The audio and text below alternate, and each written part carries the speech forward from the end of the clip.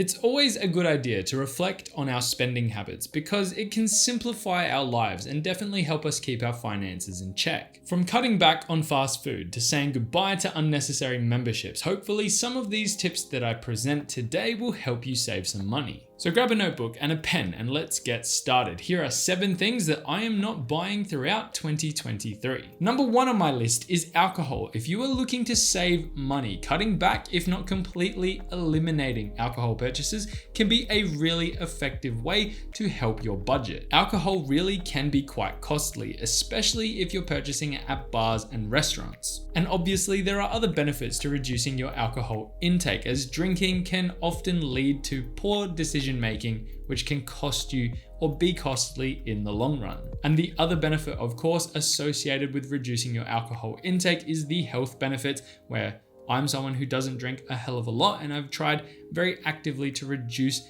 any alcohol consumption when I have had the opportunity to drink throughout the year, being 2023, and I've found that my energy levels are generally better. I'm less tired and I feel fitter overall, as I'm currently training pretty hard at the moment to run a 3-minute kilometer, hoping to achieve that by the end of the year. Reducing alcohol has fed into my ability to improve on that process. Next up on my list, I'm going to bundle a few things into this one, being takeout food as well as takeout drinks, such as coffee as one very common example, where you might actually be surprised how much of an impact on your finances this will have by reducing this expenditure. It gets repeated so much online, where people say, not buying a coffee every single day isn't going to put a dent in my mortgage, nor is it going to make me rich in the future. But just in general terms, saving $5 a day adds up to approximately $1,000 a year if you were to go without your daily coffee from the local coffee shop. In similar terms, if you spend about $10 for lunch every single day, that would also see you saving an additional $3,000 per year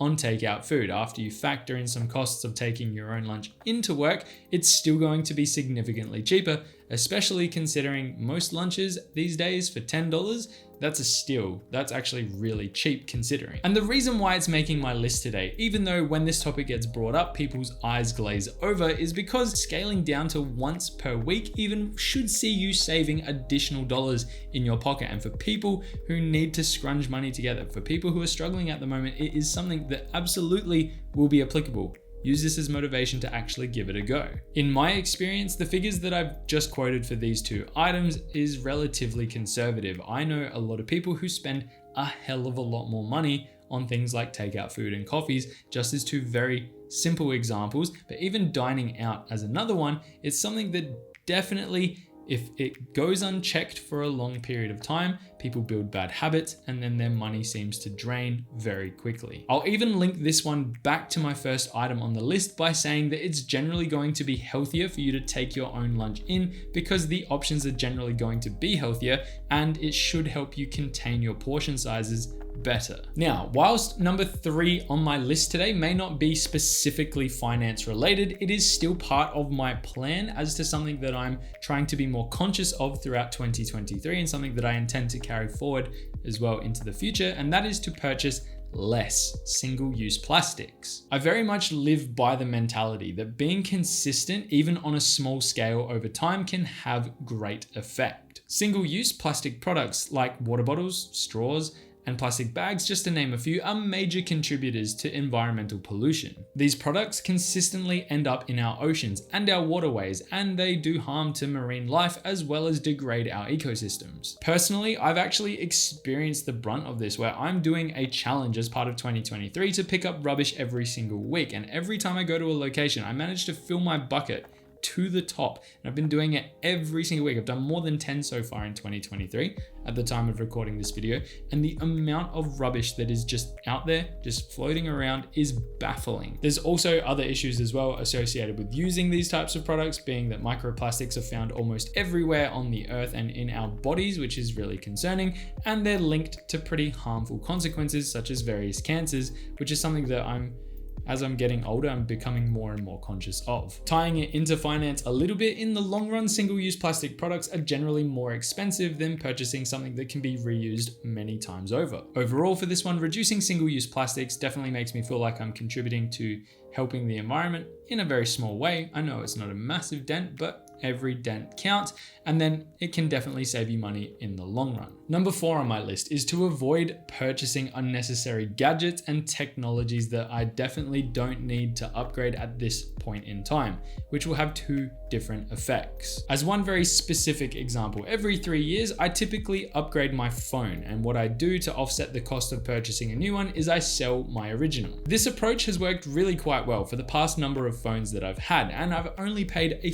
fraction of the cost to upgrade because of the system that I have in place. However, I've decided to forego upgrading this year as it is my 3rd year with my current phone, and I'm going to extend its life a little bit longer because I do not need to upgrade, and it's something that will cost me additional money for no reason in particular. The reason why I've decided to reconsider my upgrade is because technology has come a really long way in a very short period of time, where my phone right now can keep up with the needs of what newer models can present me with. And obviously new phones are pretty damn expensive at the moment. So theoretically, extending the life for an additional year will allow me to save for that particular purchase without it hurting the bank account. And then from there, I can technically redirect the funds that I'm going to save for that period of time into something that might help me pay off debt or be put towards something that will make me more money in the short term, hopefully making it a lot easier to make that purchase next year. Now, number 5 on my list is a bit of an interesting one, especially for people who don't really care about their appearance or don't really care what other people think of them. And that is buying new clothes is something that I'm definitely going to be cutting out of this year as much as possible. This is a massive financial trap for many. I know lots of people who really can't control their spending when it comes to things like buying clothes, in general, shopping. Realistically, as long as your clothing articles are clean and not worn out, there really isn't a massive justification for purchasing clothes, especially if you're someone who is struggling financially. I often repair my clothing that gets small rips and tears depending on what the article is, of course. Just as one very simple example, I've ripped my ripped jeans many times over and had them sewn back together, which if anything makes them look a little bit more vintage. Instead of throwing them out, which would have been easy to do, I was able to sew them back together. They look fine and they still function as intended. My humble opinion is buy what you need and try to focus on developing your personal style and try to feel comfortable in what you're wearing. Don't give too much of a focus on what other people think of you. Number 6 on my list is monthly subscriptions that are rarely used. And this one often goes unchecked and people find themselves paying for a service that they're not actually using for prolonged periods of time. The cost of these can really add up quick. I know people who have spent in the thousands of dollars every single year and not even utilized the services they're paying for once. The one-liner for this one is that realistically, you could be allocating those funds that you're paying for a service that you're not actually using to somewhere that could help you reduce stress by potentially reducing debt, or it could be allocated towards something that you actually want to spend money on that will improve your way of life. This is your reminder to quickly go and do an audit, if not a quick spot check of all of the services you're paying for. And I'll leave a link down in the description below, which goes into a little bit more depth on this topic for a video that I've made in the past doing a subscription audit, but it's something well worth doing because potentially you might find some expenses that you're paying for and you might be able to save a little bit of money when you do a bit of considering, do I really need to be paying for this?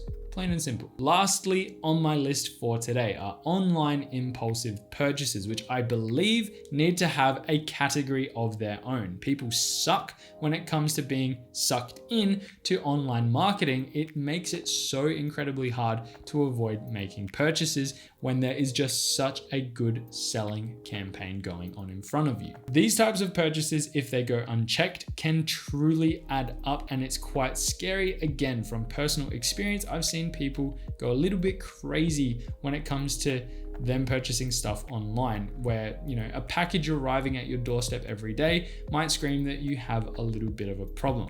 You are bombarded by advertisement every single day. The number of impressions that are made on your eyeballs, whether it be out in public or through your own technology being your phone, as one very simple example, would blow your mind. There are even more ramifications as well when you use money you technically don't have. Credit card purchases as well as buy now, pay later services are predatory, and they are very good at convincing you to spend your money. If you're not careful, you rack up too much debt and you start paying interest or fees on those balances, we'll call them debt balances. You could be in for a world of hurt. It also becomes more stressful the harder it becomes to pay off debt as well. Ideally, you want to free up funds. So you want to be careful about falling into this trap, and is why it made my list today. It's a very simple one. A lot of the things that I've talked about today have been very simple. I think just as a general overview, they are important to cover. My goal for today was to give you some very specific and general items that you could look at yourself and go, is this applicable to me? Am I spending too much in these categories? And is it affecting my balance sheet, my budget? Hopefully, I've given you some ideas to quickly go away and do some of those checks. One thing worth mentioning is that in today's expensive society, making small adjustments and tweaking your budget, your spending habits can absolutely have a large financial impact, and optimizing your spending situation, optimizing your finances is something that in the long run will truly add up and allow you to work towards your financial goals in a way that, again, doesn't seem so hard to achieve. It's something that I've done. It's something that I've imposed and taught some of my friends to do as well. They've really latched on and they've really benefited and seen the positives from putting that work in. The key goals here being you want to achieve stability as well as financial security. And this is one element and path that generally a lot of people need to go down to be able to put themselves in that next level position to take the next steps with their finances. If you have any other tips for saving money, I would love to hear about them. So please drop me a comment down below. And if you made it this far into the video, please consider hitting that like and subscribe button as well. It really does help the channel grow, and I really do appreciate the support. So thank you if you did take the time out of your day to quickly do that. With that being said, that's where I'm going to leave you for today. So hopefully you enjoyed the video, and I hope you have a good day. I hope you have a good week. And as always, I will see you in the next one. Bye for now.